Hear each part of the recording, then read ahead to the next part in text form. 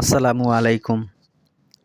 আমরা সিরাজগঞ্জের শাহজাদপুর মাছের বাজারে চলে আসছি। তো এই মাছের বাজারে বিভিন্ন প্রজাতির মাছ পাওয়া যায়। আমরা যদিও সন্ধ্যার সময় আসছি, তবুও অনেক মাছ পাওয়া যাচ্ছে এবং অসংখ্য ক্রেতা মাছগুলো কিনে নিয়ে যাচ্ছে। এটা হচ্ছে শিং মাছ, চাষের শিং মাছ, আর এ পাশে হচ্ছে নদীর ছোট মাছ। এই মাছগুলো বেশ রান্না করলে সুস্বাদুই লাগে। আর আমরা আমাদের পাশেই আর একটা মাছ দেখতে পাচ্ছি, এটা সম্ভবত গজার মাছ।